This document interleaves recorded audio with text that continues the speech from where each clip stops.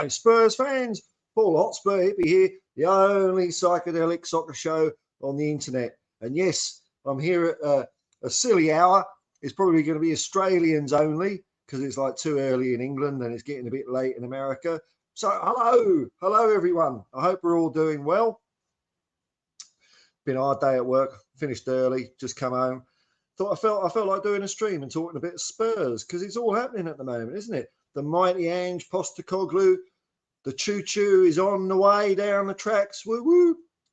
Someone put a comment into the video I did earlier today, and it was a comment that I heard Ange say, but I forgot to talk about it because sometimes when I'm doing those videos, I've got a few ideas of what I'm going to talk about, but then as I'm talking, another idea pops in and pushes another one out. It's what happens when you get old.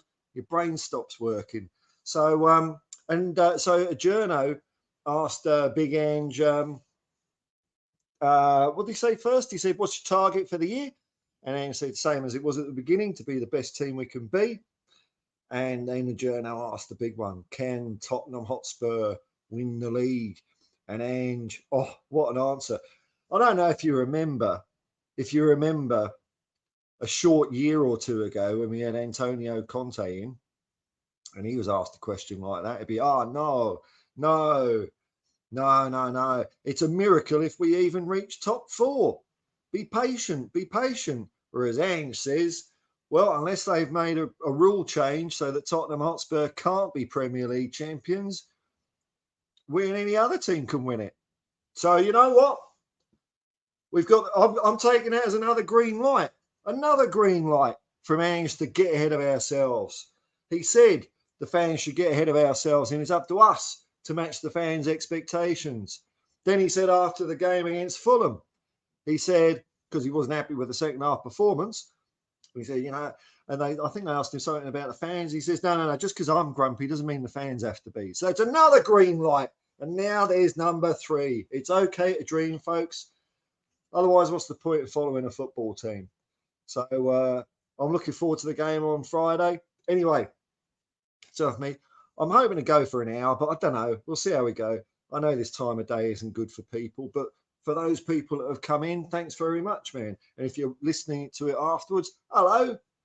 Let's see what we got in the comments. Oh, memberships and super chats are available if you want to support me. That'd be nice. Because I'd like to do more of this. Driving's tiring, man. 12 hours, 7 days a week. God. Hey, here we go. A few comments in. Nice one. Excellent. Tim Preggy. Oi, mate. I have an answer for all the naysayers about our title race. Well, I would ask, when did the race start and who's leading? I think that's a fair point, isn't it, Tim?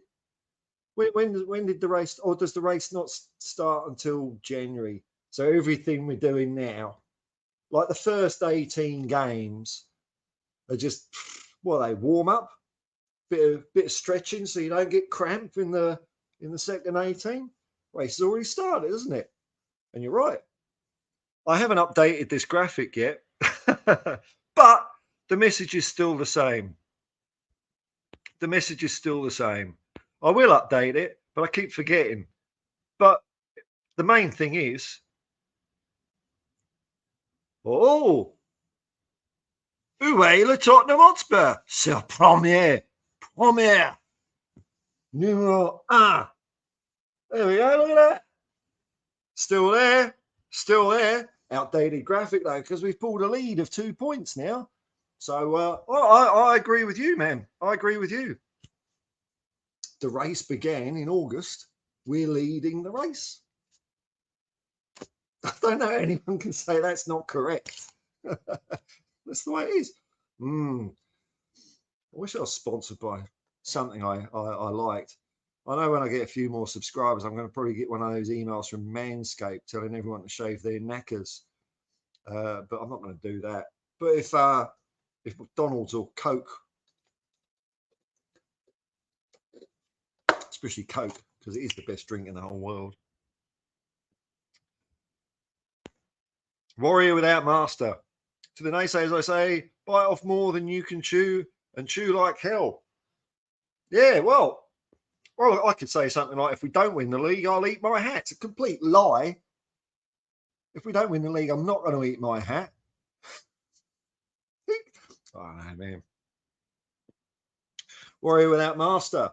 I swear there is a subset of this Spurs fan base that were Arsenal or Chelsea's undershirts in the way they lurk in the shadows of waiting for our failure. Disgusting. Well, you know what? I think a little olive branch of peace is in order, maybe, because I get why some fans are like that, because we have been absolutely horrible for like nearly 30 years. I mean, we've had blips and blobs and farts, but we've essentially been a bit rubbish for a lot of that time. And the thing it comes down to is, for me, I was thinking this while I was driving around today. If we do win the league in at the end of the season, everyone's going to be smiling, aren't they? Everyone's going to be laughing. I know I certainly won't be saying to people, "I told you so. I told you win the league." Nah, it's just going to be a big party. Doors are wide open. The only entry. Here's your entry ticket. There you are. That there. And if you ain't got one of those, you just say, "Come on, you Spurs," and that's it. You're in. You're an A-lister. So, I mean, I was thinking about this. I don't really want to, get into a bit of us and them stuff between Tottenham fans. People support the club the way they want to do, and if it goes the way I want, we'll all be happy anyway.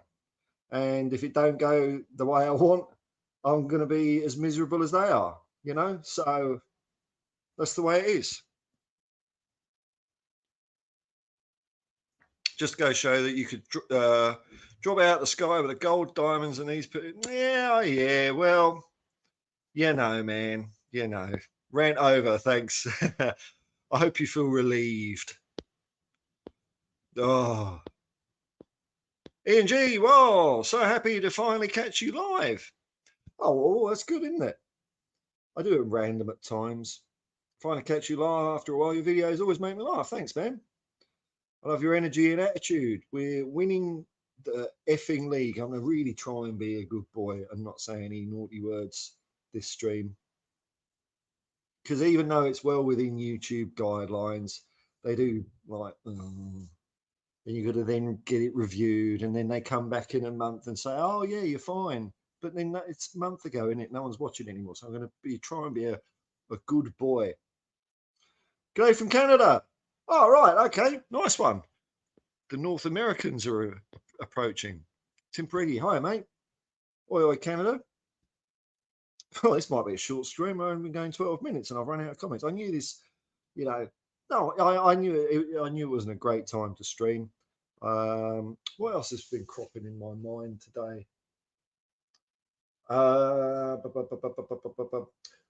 did talk about this a bit in my video today, but I think just some of the comments and good attitude from Jim White on Talk Sport about Ange Postecoglou.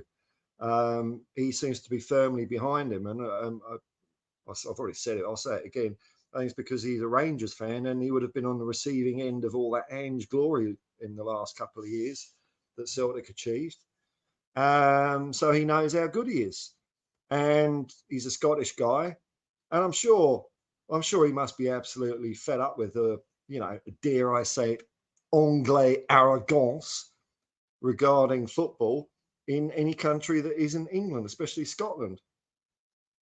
And I think, if you know your history, this, what I like to call total football or football, some people are calling it Ange ball now. I mean, don't forget our secret Tottenham Hotspur is we're just playing football. All the other teams have forgotten how to play football. They've forgotten the point of football, which is to score goals, isn't it? Score goals. It's not rocket science. It's an easy game. But a lot of the more free-flowing football originated in Scotland. We were beneficiaries of that at Tottenham Hotspur with Peter McWilliam coming down before the Second World War, bringing that philosophy down with him from Inverness. So, good on Jim White. Good on Jim White. Simon Jordan isn't there yet, of course, because he's never going to be there, is he? God, it's so hard not to swear when I mention Simon Jordan. Warrior without master. God, sorry, I'm a bit tired, man. My eyes are going. Going into Palace away, what's the plan to expect? Another hide in the box and block team? I don't think it matters anymore. I don't think it matters. I think we're finding a way to combat that now, and that way of combating it is Son Heung-min, who is in devastating form at the moment. And if he gets the ball anywhere in the box, they can have 5 or 6 bodies there. It don't matter because he just scampers past them. It's all that, isn't it? So it could be. Last year we beat Palace 4-0 when I think that was in January. So it was right about the time where, for me, the wheels fell off the season. I think it was an Aston Villa loss that really told me we're not very good. Excuse me, I'm just going to blow my nose here. I will put it on mute.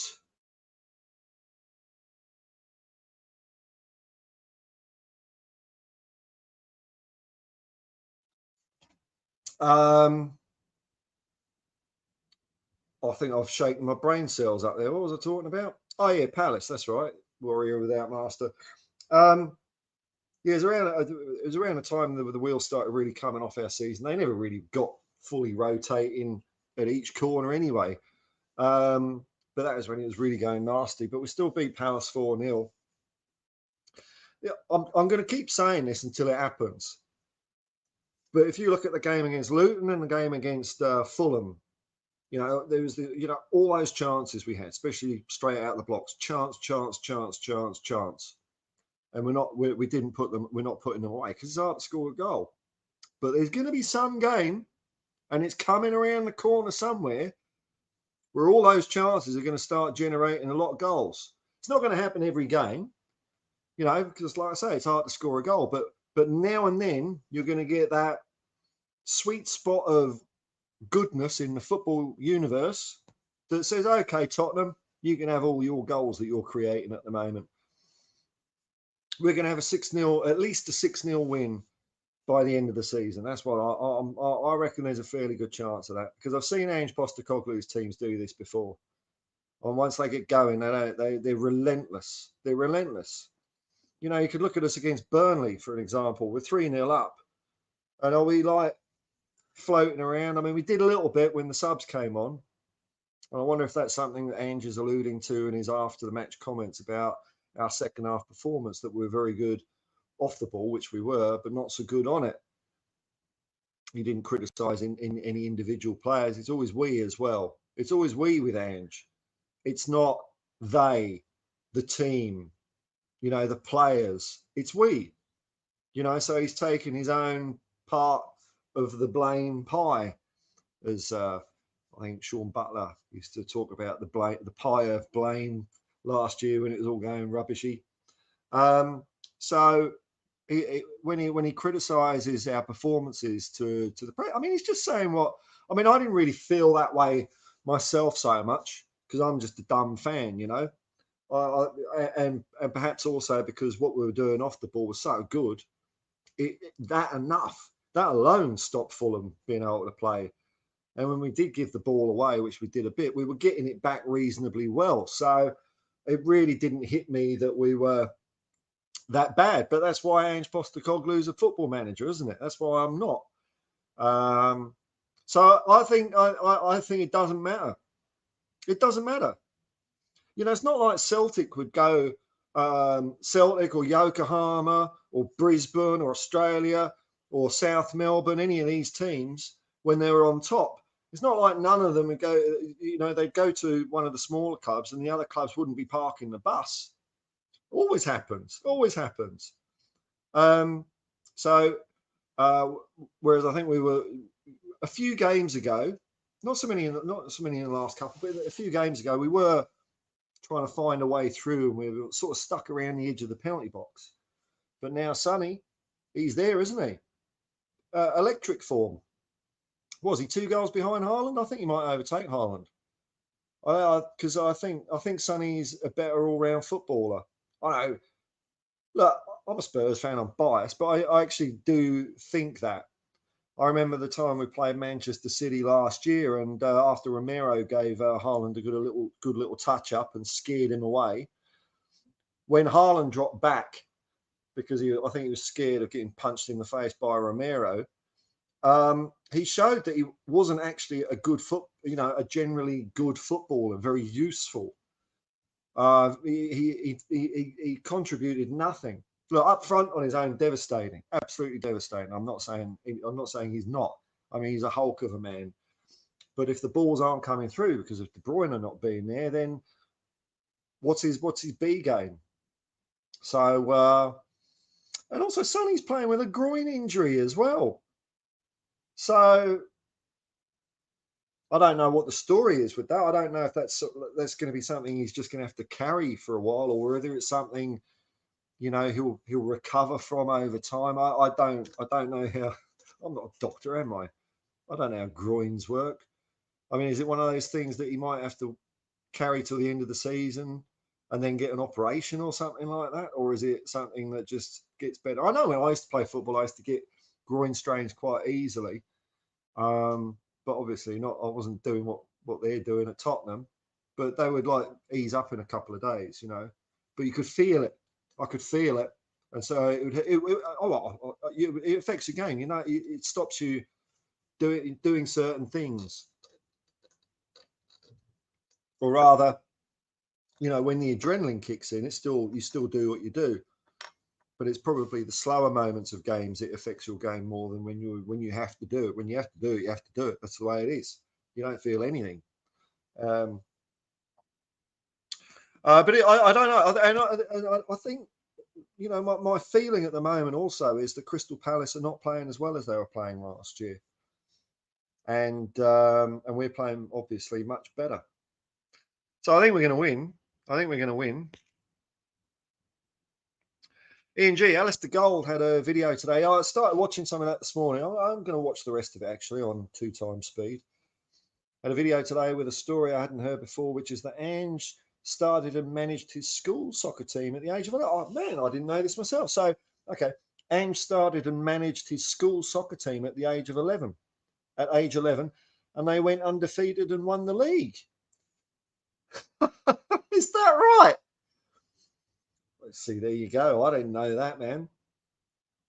I thought he'd just been doing all this lark from the late 1990s at South Melbourne. It turns out he's doing it 20 years before that. At the age of 11, what was he? He's 58. He's 7 years older than me. So he was born in 65. So in 1976, while I was being amazed at the amount of ladybirds in a really hot summer in England, Ange was doing all that. That's amazing, man. Well, what was it? Show me a child at 7 and I'll show you the man, or something like that. Brilliant. Good. I do like Alistair Gold. He just seems, he seems all right, doesn't he? Well, I'm, I know he's over here in Australia at the moment, and I'm just thinking, seeing that other journo, Vince Rigari, got into my Uber last week. I'm thinking, like, if Ali Gold gets into my car, no one's going to believe me, are they? They're just going to think I'm making stuff up. So I'm hoping Ali Gold doesn't come in my car, because I don't want to do selfies and photos. I'm not into all that stuff. Oh, you're Sorian. G'day, man. How you going? Afternoon, Paul and Hippies. I'm looking forward to another dominant and winning performance this weekend. I'm also hoping for a few more chances to be converted. Yeah, early in the game. Kill it off. Demoralise them. Come on, you Spurs. That's it, man. That's it. Now, I'll let you in on something I'm planning, actually. I've mentioned this a few times, but I'm hoping, like, if I can get my head above financial water a little bit in December, I could take a few days off. And what I'm planning on doing is driving about 7 hours west of Sydney, in the middle of New South Wales. There's a place called Tottenham. Its population is 532, but it's got a football pitch. Well, it's got an oval.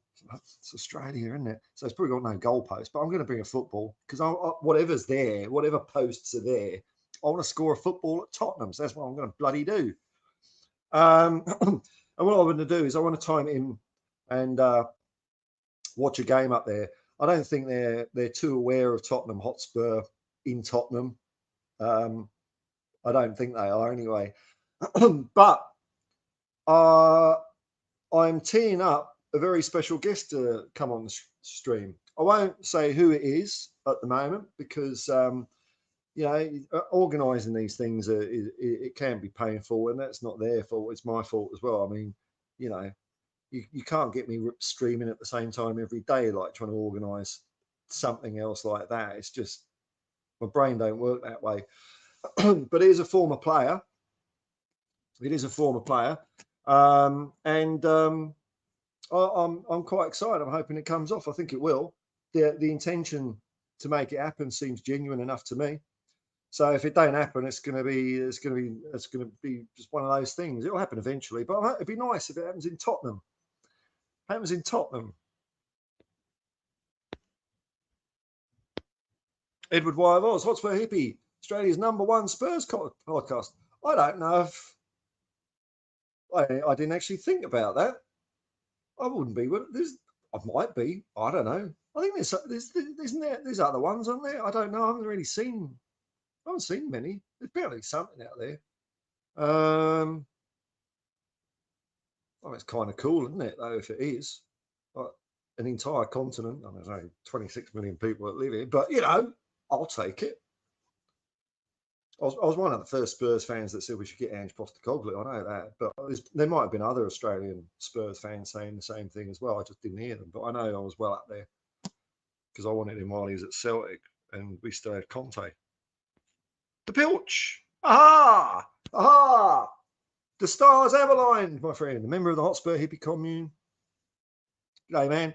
And I'm able to get on the live stream with you. Hello, Paul Hippies. Can't you Spurs? We're onto something. Sooner or later, Ange is going to wear something with the motif on it. If we get one of those, then that's it. That's it. I do like his suit on the weekend. Needs to buy a bit of a longer shirt because it's like spreading out the bottom and there's a bit of gut hanging out. But I'm sure Ange doesn't really care about that.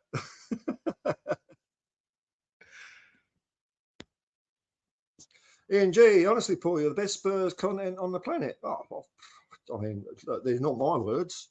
I wouldn't say something like that. But it looks like Ian G. Ian G. I mean, he knows what he's talking about, doesn't he? I'm not going to argue with him. I watch everything Spurs related. Oh, okay, yeah. I've been watching less because I'm working a lot, and also I like to be kind of fresh, having my own thoughts untainted. But I still watch a few. I enjoy them. There's loads out there, something for everyone. And like when I have a few hours, if I want to have a good Spurs binge, that's the good thing about supporting a big club, I suppose. Because if I want to have a big Spurs YouTube binge, I can just sit here for hours just watching everything everyone's been doing in the last day. And you could fill up hours doing that. So, yeah. Broad old church. Ian G, thoughts on a new trumpet that plays? I win the Spurs. I think it's pretty epic. I love it. I love that. And the drummer. I think anyone should be able to bring any instrument in they want. I think going to football games is just all rock and roll. Do what you want. That's what it would be. Not, sit down, I can't see. Oh, don't swear at the players. Don't swear at the players. I've got my little kids with me. Don't do. Get out of it. It's a football game. It's what you're supposed to do. So yeah, I love it, and I think that's helping the atmosphere. I think what's happening on the pitch is certainly happening in the atmosphere. And that was, when I was watching the Fulham game, and I could hear the crowd because often I can't turn the TV up too loud because games are at silly times. But it was 6 a.m, so I thought, stuff it, I'll turn it up. And It sounds to me as if the crowd's starting to believe a bit. I mean, I know they're fully behind the team. What Ange is doing, that's apparent. That seems obvious to me, But I think they're starting to go that next little step of believing that we can do something special this year. At the very least, we're having a ball watching the team. I'm enjoying every game at the moment. Love it. James Paratrooper. G'day, Paul. G'day, man. Cool. I'm running out here. What else was I going to? A thought popped into my head there, but I've forgotten. Oh, in the next few days, I'm getting a new Spurs away kit, which is nice. A friend of mine is in England is sending me one over. He's sending me over a kit. It's going to have Hotspur Hippie written on the back, which is kind of cool. And 2 Tottenham hats, because I haven't had a Tottenham hat for. I'm just trying to think. When did I don't think they made it out of England with me. That's for sure. I know I used to wear them in Sheffield because it was cold up there. But they're more sort of summer hats, not the woolly ones. I used to have the woolly one with the cockerel in it. THFC. But it's a good hat. It's a good hat. Wish I still had it. It'd be good to go skiing in. So yeah, that's something. What was there anything else that I wanted? There was something.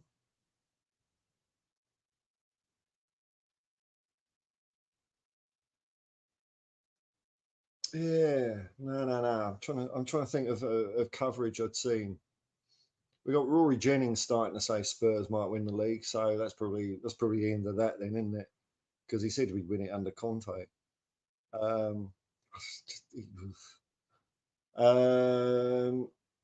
Jamie O'Hara I saw on Talk Sport. He's starting to fancy our chances, and like I was saying today, most seasons, there's only one team that will get their act together enough to win the league. What I mean is, it's usually a one-horse race, and last year it should have been Arsenal, but what happened there? Arteta, trust the process.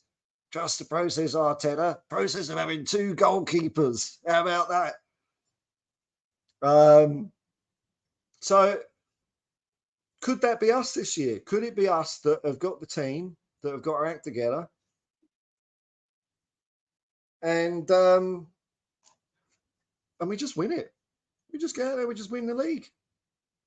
Often the league's decided in like April, or it's the mathematical possibility still exists, but it's usually, I don't know, 5 or 6 points difference by the end of it, and that difference has been sort of maintained quite a way through a season, sometimes 2-horse race, and I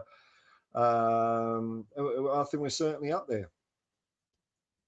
The Pilch, Mickey van der Ven, best centre back in the league. Well, because I don't watch full games of other matches. I'll often just watch highlights, and sometimes I won't even watch that. But the only thing I can say about Mickey van der Ven is, if there is a better centre back in the league, I don't know. Who would it be? The guy's amazing. There's a couple. There's when I'm thinking of him, there's 3 things that immediately, 3 moments of magic that immediately leap into my head. One was, I know I forget who we were playing on these games as well, but there was an attacker coming up the right wing. Mickey van der Ven just got between him and the ball, and then sort of turned into because he's so big, he kind of made himself even bigger. He was like the Thing out of the Fantastic Four. And this little player behind was, oh, can I have a look at the ball, please, Mickey? And Mickey's just, you're not having a bloody ball. And that's it. And there was one tackle. Well, I don't know who this was against as well, but it was almost, he came sliding in. I don't know how he did it, but it looked to me like his legs went through the other players, like he dematerialized, came through the other side, got the ball, stood up and played her off and went off with it. And then the game against Fulham, he's just he's so fast it makes it look casual. He is a really good player. I think that pairing is looking so good at the moment. You've got Van der Ven with his speed and skill, and you've got Romero also with skill, but with that, you know, that don't mess with Tottenham Hotspur look on his face. Who do you have a pop at against Fulham? He had a pop at someone. You know, yeah, I loved it when he even elbowed Hugo in the World Cup when Argentina played France. First 5 minutes, stitch that up in your gut. Bit winded, are you, Hugo? Sorry, man. Sorry, man. Come on, you Spurs. Ha ha ha.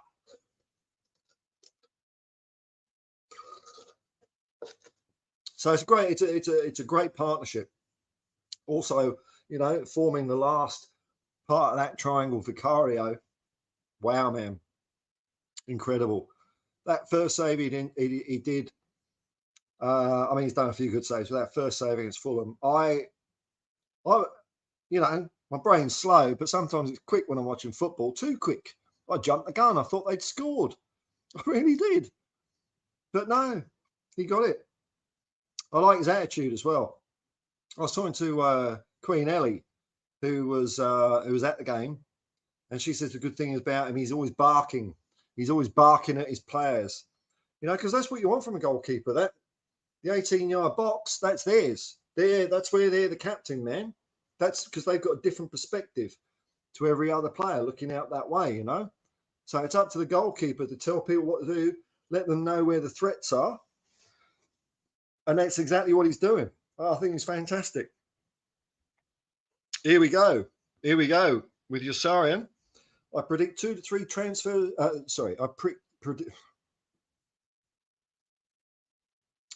I predict 2 to 3 confirmed transfers.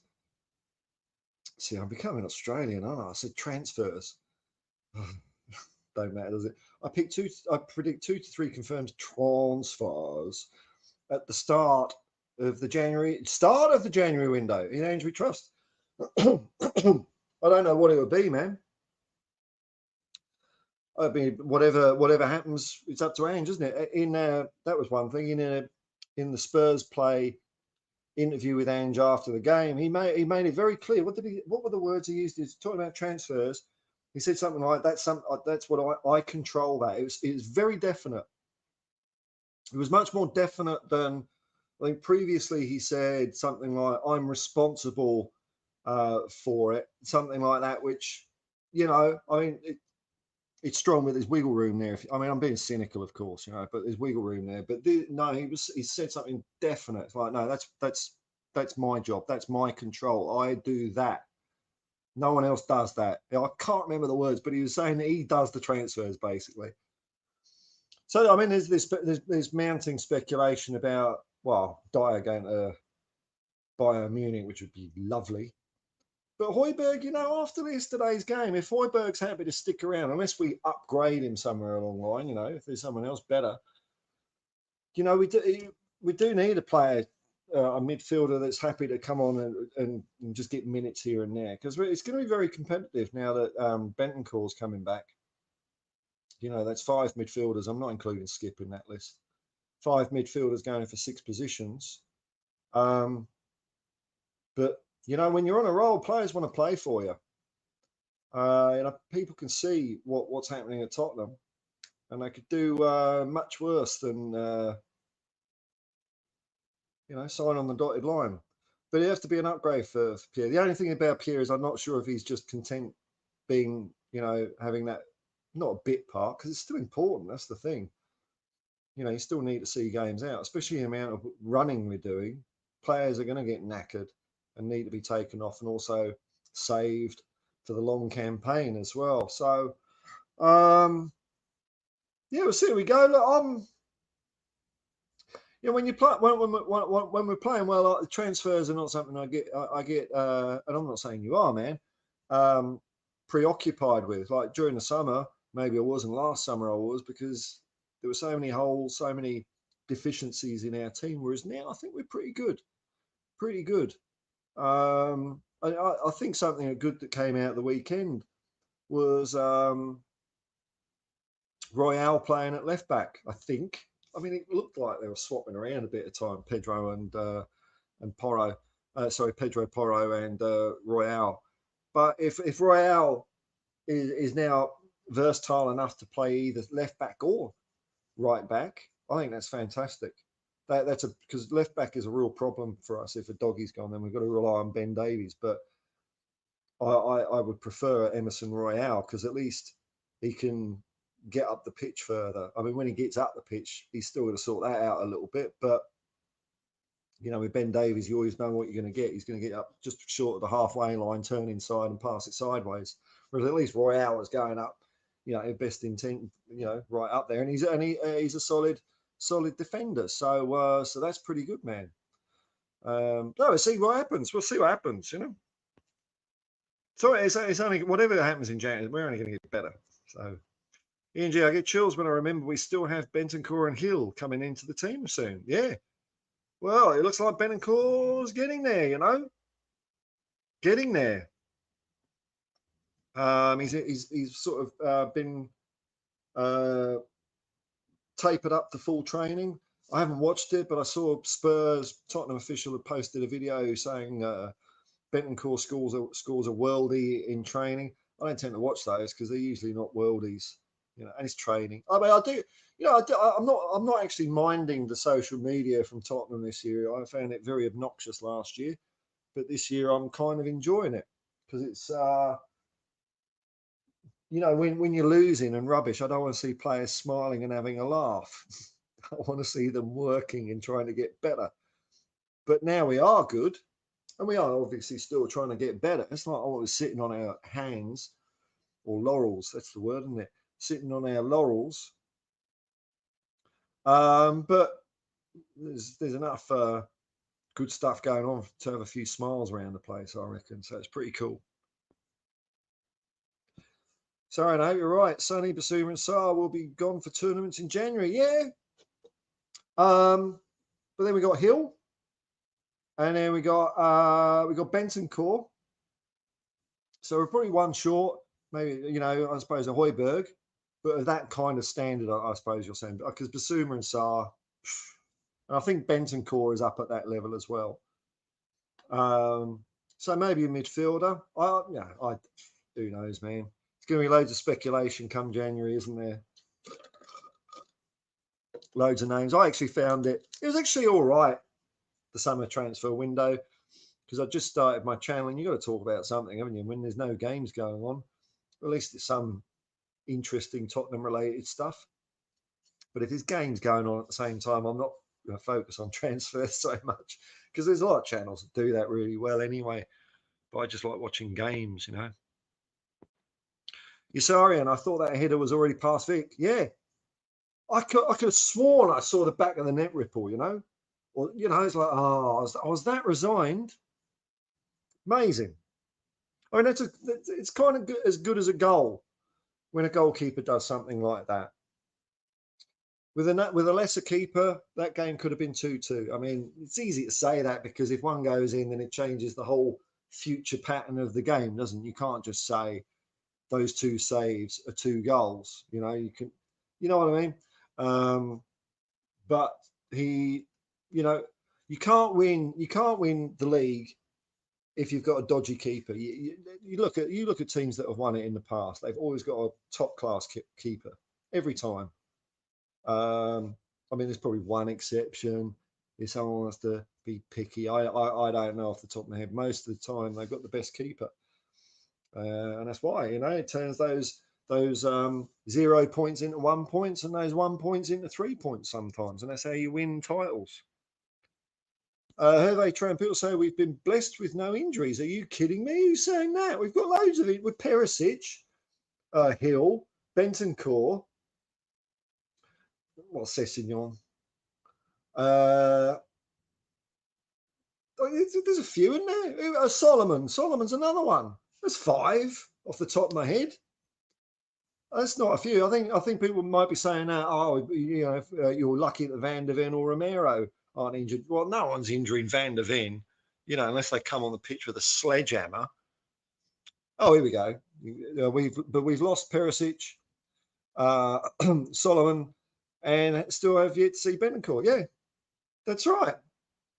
Let him say it, man. Let him say it. If they're clutching at those kinds of straws, you know we're on a winner, aren't we? Donovan Osterreicher just finished work, popped in to say, "Hey, hello, Hotspur Hippie. That's me." Or it's a character.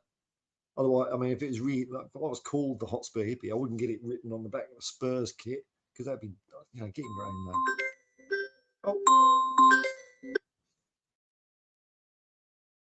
Oh, call coming in. I'll call him back. Yeah, they I don't know what I was saying there. Forgotten. Oh well, there we go. James Patrick. This season, Tottenham feels like the movie Hoosiers. We're winning the league. I don't think I've seen that one. The only football thing that came in my mind was Escape to Victory because it's got Ozzy Ardiles in it, hasn't it? Hoosiers. Mighty Ducks. Will anyone take a Mighty Ducks? Or is it cool? Well, Cool Runnings. I mean, they're a team, sort of. They didn't win though, did they? Yeah, Hoosiers. Is that about like a bunch? Is this one of those things that's like about a bunch of no-hoping bums that win something though? Because we're not bums. We're the best football team the world has ever seen. That's what Tottenham Hotspur are. There's no other club going around with a chicken on a football. Look at that. Who came up with that bonkers idea, eh? Look at it. It's as silly as hell. But it's Tottenham. I'll just wait a little bit and see if there's any comments coming in. I might grab myself a water.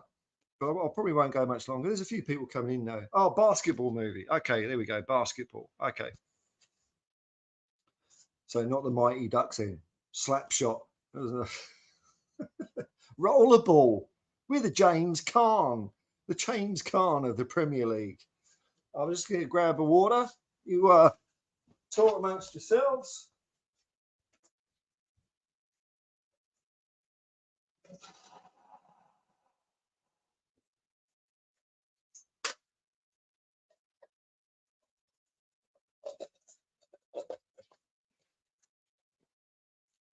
Not exactly sure why I just filled up the McDonald's Coke with water, but it was running out anyway. Dear, oh dear. Oh, we're casting the Hollywood version of the London Hotspurs, the Ange Postecoglou story. Gene Hackman. Fortunately, he's retired though, isn't he? But he would be good. Yes, I see where you're going there because I think people are generally going for Russell Crowe for Ange. But I see where you're going. You're going for that, like, I was going to say, what's his name? Burt Young, but he's gone as well. But no, Gene Hackman. Okay, so you're talking about an Oscar winner here, aren't you? Really, Oscar winner. James Gandolfini. He's not with us anymore either. He would have been all right. I think that James Gandolfini would have been an awesome Ange, actually. Who else could we have? Any suggestions? Yes, Paul, correct. Underdog movie. Okay. I think we were the underdogs in June. As soon as Ange walked through the door, we became top dogs. But it's just that no one else knows that. KFC or Stevie's should sponsor Spurs. Well, I suppose KFC would be a chicken, wouldn't it? I think it's what you're referring to. Stevie's. Je ne sais pas. I do not know. What they make footballs, I'm guessing. Steggles. Steggles. Well, they sponsor the Roosters, don't they? There's Bernard Matthews still. I mean, I know it's turkeys, but we're playing beautiful football. You Australians won't know what I'm on about here. And of course, my team, the mighty St. George Dragons, can't even keep a sponsor. They're not even good enough to keep a sponsor that's called St. George. It's the St. George Bank. What else are they going to sponsor? That's how bad that rugby league team's doing. Russell Crowe to play Ange, says the Pilch. Stephen Hawking can play with Charlison.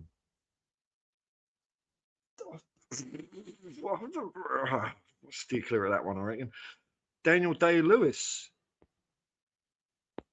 Let me dig up Telly Savalas.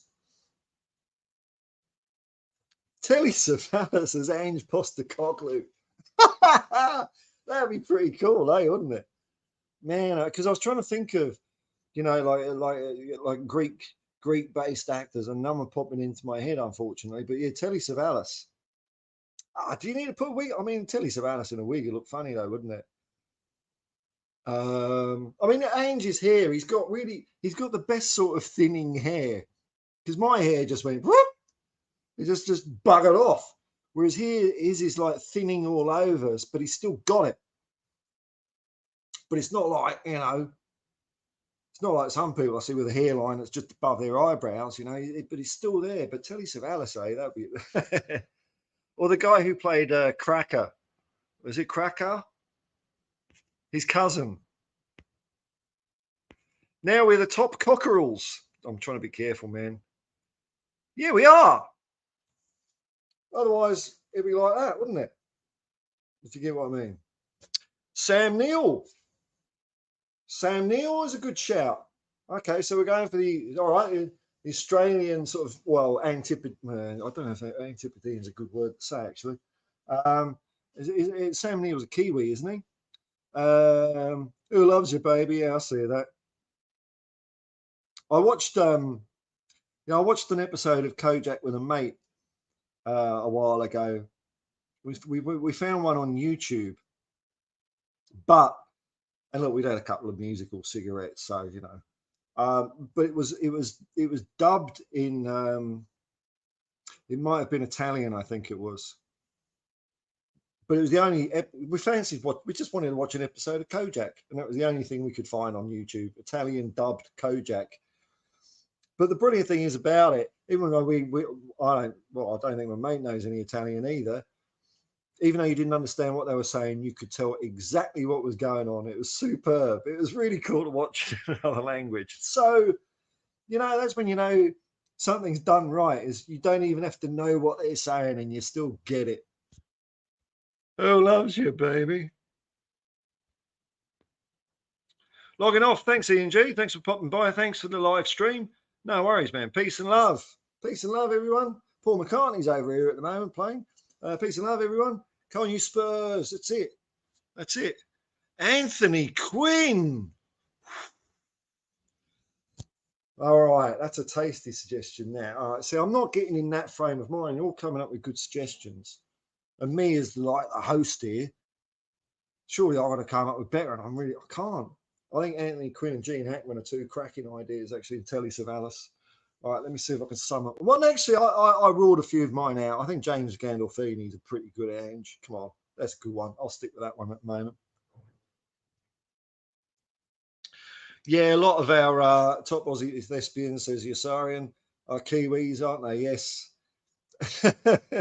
Claim anything. It don't matter. Countries are a silly idea. Who thought of that? Let's just all bobble around, go where you want. Bruce Lee is sunny. Could be. I don't know. That's a bit borderline, that one. But I get what you're saying. There is, and I do believe he's a American Korean actor, the one that played Sulu in the new Star Trek films. He'd be all right, I reckon. He'd be pretty good.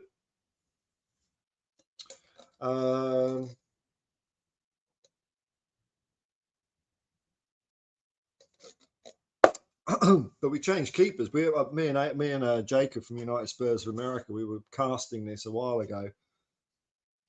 Who did we have? Hugo, I've forgotten now. I've forgotten all the way. I know I had a young Al Pacino as Brian Hill because I think he's a dead ringer for him. Like Al Pacino, A Dog Day Afternoon. It's Brian Hill.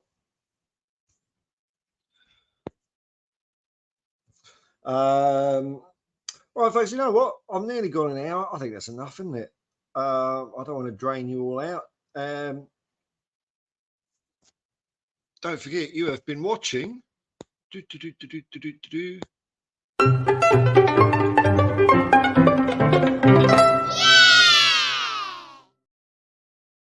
Watching. I'll say goodbye for now. And until next time, folks, peace and love. Peace and love, and come on, you Spurs.